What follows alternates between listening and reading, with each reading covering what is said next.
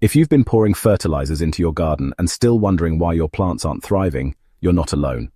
I was stuck in the same cycle, buying expensive organic fertilizers, mixing up compost teas and adding amendments, only to watch my plants struggle. Then I stumbled upon an ancient technique that farmers used for centuries before synthetic fertilizers even existed. Within days of using it, I noticed something amazing. My soil came alive. Earthworms surfaced, fungi started weaving through the top layer, and my plants, they responded almost instantly.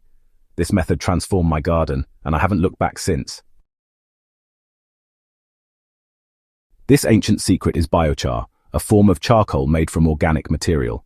While it may sound like a fancy modern gardening trend, biochar dates back thousands of years. The indigenous people of the Amazon basin created rich, fertile soil known as terra preta, dark earth, by adding charcoal to their fields. These soils are still fertile today, centuries later. When I read about this, I thought, if it worked for them in one of the most challenging growing environments, why not try it here? So what exactly makes biochar so powerful? It's all about structure. When organic material is burned in a low-oxygen environment, it becomes biochar, a lightweight, porous substance filled with tiny holes and surfaces.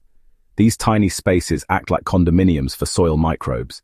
Instead of dying off due to exposure, temperature changes, or lack of habitat, beneficial bacteria and fungi find refuge in the biochar and begin to multiply.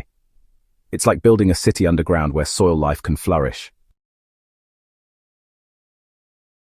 Here's how I made and applied it. I started with some old pruning waste, dried sticks, and sawdust.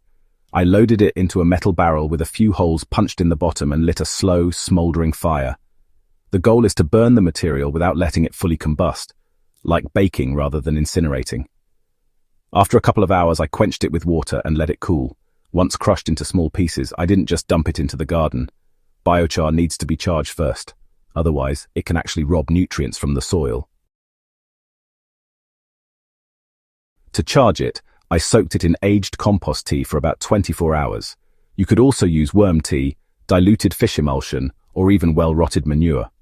Once it was saturated with life and nutrients, I spread it into my garden beds and gently worked it into the top few inches of soil. Within days, I noticed how much softer and darker the soil felt. Water retention improved, and just 1 week later, I found mushrooms popping up where I hadn't seen them before. That's a great sign that the fungi networks are thriving again. The results were incredible. My basil and parsley doubled in size over the next 2 weeks. Tomatoes, which had looked a bit pale and weak, began producing deep green leaves and started flowering more abundantly. But the most telling sign was what I found beneath the surface. Earthworms. Dozens of them, where I hadn't seen a single one just weeks earlier. These aren't just good signs. They're nature's way of confirming that the soil ecosystem has turned a corner. And here's the best part. Once biochar is in your soil, it stays for hundreds, yes, hundreds of years. Unlike compost or manure, which breaks down over time, biochar's structure remains stable. That means it continues to provide housing and support for microbes season after season. You're not just feeding your garden for this year, you're rebuilding your soil's foundation for the long haul. Now a quick word of caution, not all biochar is created equal. Avoid using chemically treated wood or material that's been pressure treated. Always stick with clean, organic wood sources, tree prunings, coconut husks, even old corn stalks if you have them. Also, don't skip the charging step. Raw biochar can actually absorb nutrients before it releases them, so always introduce it to a nutrient-rich liquid first. What's most exciting about this method is how accessible it is. No expensive machines, no chemicals, and no waiting years to see results. It's also an incredible tool for climate resilience.